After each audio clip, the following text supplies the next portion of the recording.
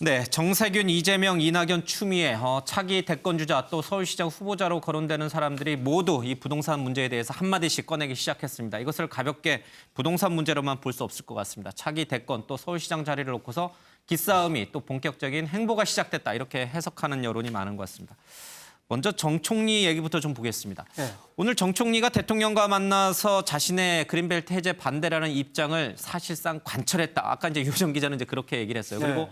청와대에서는 그 발표를 총리실에서 하도록 해줌으로써 오히려 힘 실어주기에 한 거 아니냐 이런 네. 해석을 해놨는데 정 총리가 박원순 전 시장 문제와 관련해서도 사과를 했고 그 피해 여성에게도 유감을 표했단 말이에요. 거기에 지금 이 그린벨트 문제와 관련해서 청와대 정책실장의 얘기를 뒤집는 얘기로 결론을 도출해냈단 말이에요. 예. 상당히 대권주자로서 이제 힘을 좀 받게 되는 건가요? 정세균 총리가 총리를 맡은 것 자체가 그 자체가 대권 행보였다라고 보통들 많이 예. 생각을 하는. 왜냐하면 이분이 국회의장이었는데 큰 꿈이 있지 않고서야 그 국무총리를 다시 맡을 리가 없다라고 사람들이 생각을 해서 결국 국무총리에서 어떠한 그 인지도를 쌓고, 그러니까 이분이 정치인으로서는 굉장히 어떤 그 선수도 많고 국회 내에서 국회의원들 사이 인망도 굉장히 높은데 일반 대중들 사이로는 이상하게 조금 인지도라든가 그 어떤 인지도는 높아요. 근데 지지율이 안 나와요. 뭐 어떤 면에서 예. 그런 측면이 있어서 좀 전에 그 이낙연 총리가 총리 맡으면서 굉장히 그 지지율이 올라갔잖아요. 그런 경로로 가기 위해서 다시 그 총리를 맡은 것이 아니냐 그런 이야기가 있었는데 그동안은 뭐 그 코로나19 사태 그거 처리하느라고 자기 독자적인 목소리를 낼 수가 없었고 또 문재인 대통령 지지율 높을 때는 총리가 독자적인 정치적인 목소리를 내봤자 오히려 더 안 좋은 일이 생길 수가 있고 근데 지금은 그 대통령이라든가 이 여당 지지율이 떨어지는 추세고 굉장히 위기에 몰려 있기 때문에 이럴 때 정세균 총리가 내 목소리를 낼 수 있는 상황이라고 판단을 한 것이 아닌가. 특히 부동산 문제가 굉장히 현 여권에 아주 약한 고리가 돼 있고 국민들의 불만이 굉장히 크기 때문에 여기서부터 내 목소리를 내고 나의 정치적인 어떤 독자적인 위상을 쌓아가자. 이렇게 전략적인 판단을 한 것은 아닌지 한 2, 3주쯤 전에도 정세균 총리가 PK 쪽 인사들을 만난다는 이야기가 나왔었고 또 개인 뭐 광화문 포럼 이런 데도 정비한다는 이야기가 나왔었거든요. 그러니까 서서히 그 임기 말이 그러니까 그 대통령 임기 말이 돼가면서 정세균 총리도 다음 어떤 대권을 바라보고 있는 것이 아닌가라고 좀 남들은 추정을 하는데 정세균 총리 본인은 나는 지금 대권 같은 거 준비하는 사람이 아니다. 본인은 또 그렇게 이야기하고 있습니다. 박원순 전 서울시장의 성추행 의혹 사건과 관련해서 당에서는 뭐 이해찬 대표라든지 지금 이낙연 의원이 좀 유감스러운 입장 표명 또 사과 표명을 했습니다만 정부 그러니까 지금 야당은 대통령이 왜 입장을 안 밝히냐 CNN에서도 왜 문재인 대통령이 페미니스트를 자처하면서 입장이 없느냐라고 이제 기사를 쓸 정도니까요. 대통령이 침묵하는 사이에 정부 서열 2인자인 국무총리 정세균 총리가 대신 사과했단 말이에요. 이것 또한 간단하게 볼 일은 아니라는 해석이 있어요. 그만큼 정세균 총리의 좀 힘 실어주기 위상에 좀 강화되는 그런 측면이 있지 않느냐. 대통령을 대신해서 사과한 셈이 되었어요. 그렇죠. 물론 뭐 대통령이 하면 좋지만 대통령 대신에 총리가 내각 수반이잖아요. 총리가 나서서 했다는 점에서 그만큼 정세균 총리한테 힘 실어주기가 아니냐 이런 생각이 들어요. 지금 뭐 대권 주자가 그 이낙연 의원 그 이재명 지사 있는데 사실 이낙연 의원은 친문 핵심이라고 보기는 어렵거든요. 잘 모르겠습니다. 친노도 아니거든요. 오히려 당내 개파는 정세균 총리가 친노 더 개파도 커요. 그러니까 지금 정세균 총리한테 지금 대권 주자로서 뜨지 않는데 물론 뭐 속 마음을 제가 생각해 보는 겁니다. 유추해 보는 겁니다. 정세균 총리도 대권 주자로서 좀 각인시키려는 그런 뭐 시나리오가 좀 갖고서 좀 착착 진행되는 거 아닌가. 정세균 총리가 국회의장까지 한 사람이 총리 한 번 더 하려고 저 자리 가지는 않았을 거란 말입니다. 그래서 아마 계속 8.15 이후에 또 휴일 하루 더 준다는 것도 그거 다 좋아하는 발표잖아요. 8월 17일. 그렇죠. 그것도 발표도 정 총리가 했어요. 그런 여러 가지 측면에서 정세균 힘 실어주기가 앞으로 자꾸 좀 진행될 가능성이 굉장히 크다 이런 생각이 듭니다. 문재인 대통령을 대신해서 국정서열 2인자로서 행보를 더 활발히 해나갈 것이다. 알겠습니다. 자, 이렇게 되면은 이낙연 의원이 지금 여권의 부동의 지지율 1위를 달리고 있는데 마음이 급해질 수밖에 없습니다. 최은미 기자, 오늘도 내용을 잠깐 앞서 들었습니다만은 이제 신중한 발언 모드에서 좀 바뀌는 듯한 인상을 줬어요. 네, 그렇습니다. 이 박원순 서울시장 의혹 같은 어떤 그런 이슈에 있어서 당의 대처가 좀 아쉽다는 지적이 나오는데 어떻게 생각하냐라는 기자들의 질문이 있었습니다. 그랬더니 이제 답을 했는데요. 최근에 당 대처 관련해서 그동안 좀 극도로 언급을 내가 자제해왔다. 다른 정치인들이라면 자유롭게 말해도 괜찮겠지만 지금의 내 위치는 조금 조심스러운 측면이 있다라고 하면서 그런데 당의 대처가 조금 굼뜨고 둔감했다고 생각한다라면서 사실 어떻게 보면 당 지도부를 조금 비판한 거네요. 예, 그렇습니다. 당 지도부를 비판하는 멘트가 나온 건데요. 그러면서 앞으로 자유롭게 의견을 개진하겠다라면서 소신 발언을 앞으로 좀 이어가겠다라는 뜻도 함께 밝혔습니다. 예.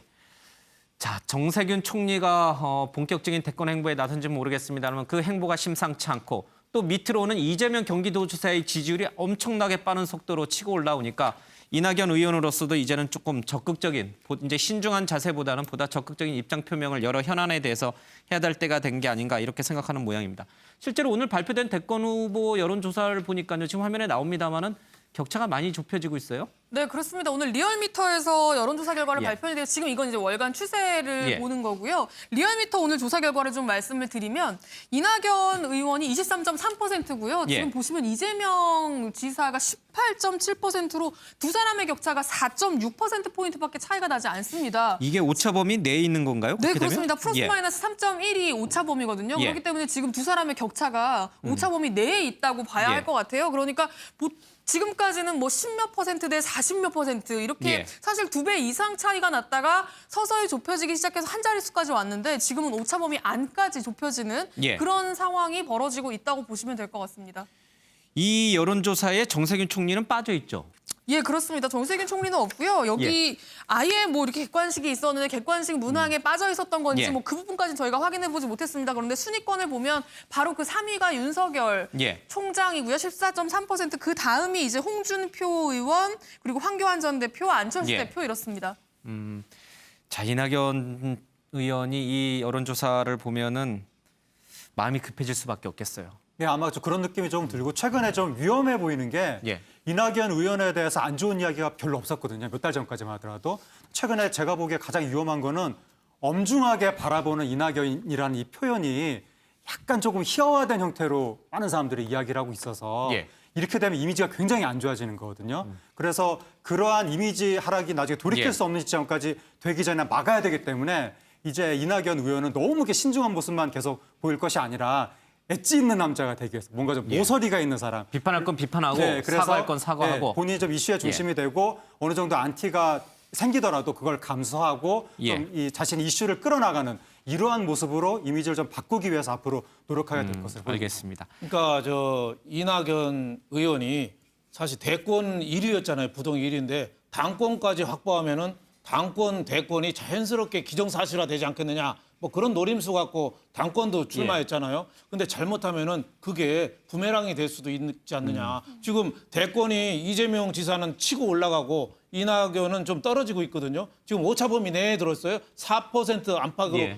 줄어들었어요. 만약에 지지율이 이재명한테 뒤집어지면은 당권까지 위험해지거든요. 거기다가 지금 당권 대권 1위니까 이재명 또 김부겸, 정세균 이런 분들이 물밑에서 손잡을 가능성도 있어요. 그래서 이낙연 총리는 전 총리는 당권 대권을 다 잡으려다가 오히려 사면 초과에 몰리는 그런 지금 위험한 지경에 좀 빠진 거 아니냐 좀 이런 생각이 알겠습니다. 듭니다. 자, 부동산 정책에 대해서 연일 강한 톤으로 얘기하고 있는 이재명 경기도지사. 이분도 사실은 그린벨트 얘기할 위치에 있지는 않은데 물론 이제 경기도에도 상당히 많은 그린벨트가 있긴 합니다만은 이분의 이 그린벨트 발언도 역시 대권 행보로 해석을 하는 분들이 많더라고요. 네, 그렇습니다. 이낙연 의원이 자유롭게 의견 개진을 하겠다라는 의지를 지금 불태웠는데 실제로 이렇게 자유롭게 의견 개진을 하고 거침없는 행보를 보이고 있는 사람이 있죠. 바로 이 지사인데요. 대법원 판결로 기사회생한 이후에 연일 거침없는 행보를 보이고 있습니다. 일단 주말부터 얘기를 하면 부모님 묘소에 방문을 해서 SNS를 올렸어요. 부모님 쉬시는 곳에 형님과 함께 인사드리러 왔다라는 글을 올렸는데 아무래도 이 가족 문제가 이 지사의 발목을 잡던 문제 중에 하나인데 이게 좀 해소됐기 때문에 앞으로 본격적인 대권 행보에 나서겠다라는 이런 의지로 풀이가 되고 있기도 하고요. 또 지난주에는 국회의원 300명에게 전원에게 병원 수술실 CCTV 의무화를 해야 한다. 입법을 촉구하는 편지를 보이기도 했고요. 또 언론 인터뷰를 통해서 또 부동산 문제도 얘기를 했는데요. 비싼 집을 사는 게 죄는 아니지 않냐. 집값이 올랐다고 마구 세금을 때리면 안 된다라면서 정부의 부동산 대책을 비판하기도 했습니다. 아무래도 정부가 일부 지지를 얻지 못하고 있는 이 현안에 대해서 좀 파격적인 입장을 밝히면서 차별화를 두려는 이런 행보 아니겠느냐라는 해석이 덧붙여지고 있고요. 특히나 또 하나 참모그룹도 크게 보강이 됐는데요. 정책 수석의 명칭이 정책 공약 수석으로 바뀌었고요. 또 그 자리에 선거 정책 전문가를 임명을 했습니다. 공약 전문가. 네, 아무래도 이제 본격적인 대권 행보의 시작이다라는 해석이 붙여지고 있는 알겠습니다. 상황입니다. 정세균, 이낙연, 이재명 모두 그린벨트 얘기를 꺼내지만 동상이몽이라고 다들 마음은 대권에 가 있다. 이제 이렇게 보는 게 더 정확한 해석인 것 같습니다. 알겠습니다. 그런데 이 대권 후보는 아니지만 또 그린벨트 문제, 부동산에 관심을 갖고 있는 분이 계신 것 같아요. 바로 추미애 법무장관인데 이분이 얼마 전까지만 하더라도 윤석열 검찰총장 검찰개혁 문제에 거의 올인하다시피 했잖아요. 갑자기 이제는 부동산으로 넘어왔나 보죠? 네, 그렇습니다. 이 부동산 문제 관련해가지고 지금 입장을 며칠 연속으로 지금 계속 내고 있는데 자신의 SNS를 통해서 내고 있습니다.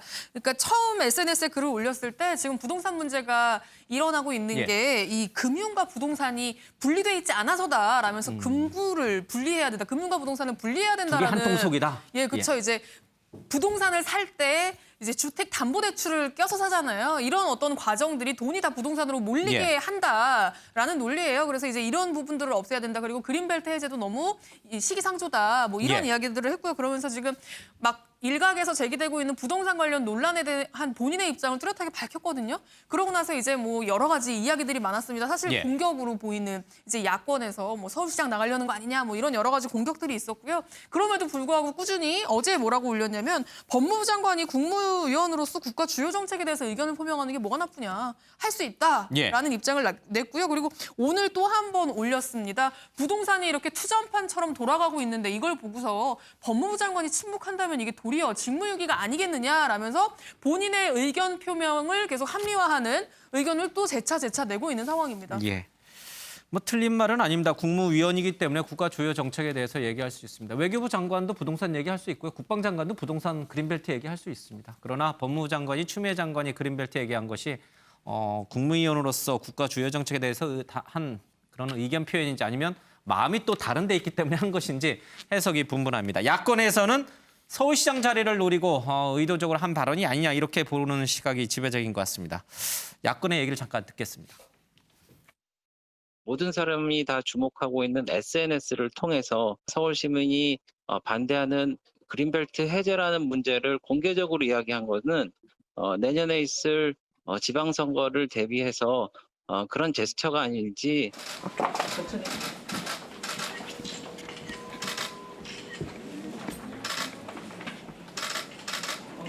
이런 법치주의에 현재화된 위협에 대해서 시급히 교정을 하고자 추미애 법무부 장관에 대한 탄핵 소추안 결의안을 공동으로 제출하게 되었습니다. 네, 보신 것처럼 야당은 추미애 장관에 대해서 탄핵안을 좀 제출을 했습니다. 그러니까 지금 추 장관은 추 장관 아들의 병역 문제와 관련해서 지금 검찰 수사를 받아야 되는 상황이 있고요. 그리고 지금 이제 본인의 자리를 야당이 물론 가능성이 희박합니다만 이제 탄핵을 추진하고 있기 때문에 그것도 신경을 써야 되고 또 윤석열 검찰총장과의 갈등이 봉합이 되긴 했습니다만은 검찰 인사가 또 코앞에 있기 때문에 뭐 불씨가 아직 꺼진 건 아니거든요. 그러니까 앞에 놓여 있는 법무부 장관으로서 놓여 있는 또 개인사적으로 놓여 있는 여러 산적한 숙제들이 있는데 이게 갑자기 또 부동산 문제까지 또 신경 쓰는 상황이 돼버렸어요. 어떻게 이해하세요? 그러니까 이게 그 법무장관이 부동산 이야기하는 게 특이하긴 하거든요. 특이해요? 네, 국민들이 보기에 조금 부적절하게 느낄 수도 있고. 국무위원인데 특이해요? 그러니까 이제 주무부처 장관이 아닌데 다른 장관이 다른 부처 일을 막 이렇게 공개적으로 이야기하기 시작하면 그게 국민들한테 조금 저분은 왜 저럴까 이렇게 생각을 할 수가 본인 있는데. 일도 바쁘신데. 네, 그런데 이제 또 한편으로 생각하면 우리나라가 특이한 것 중에 하나가 현역 국회의원이 장관이 되는 나라거든요. 그러니까 이제 장관으로서 행정가로서의 정체성도 있지만 정치 지도자로서의 정체성도 동시에 가지고 있는 것이고 정치 지도자라고 한다면 우리 공동체의 굉장히 중대한 문제에 대해서는 스스로 문제의식을 가져야 많이 당연한 거거든요. 근데 부동산 같은 거는 정말 중대한 사안이기 때문에 추미애 장관 정도에 연륜이 되는 정치인이라면 당연히 거기에 문제의식을 가져야 되는 거고 정치 지도자는 마음속에 분이 있어야 되거든요. 예. 막 이게 공동체 사안이 뭐가 딱 불거지면 막 분이 치밀어 올라서 계속 거기에 생각이 쓰이고 예.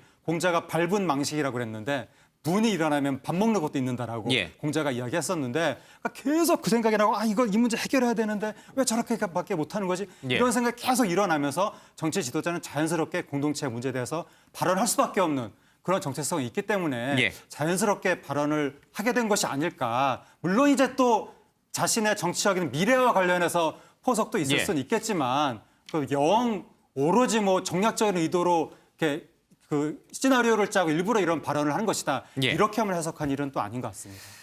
알겠습니다. 국무위원으로서 당연히 국가의 주요 정책에 대해서 언급할 수 있다라고 이제 추 장관은 얘기를 했습니다. 오히려 이제 침묵하는 것이 오히려 또 국무위원으로서의 책임을 방기하는 것이다 이런 주장을 좀 펼쳤습니다.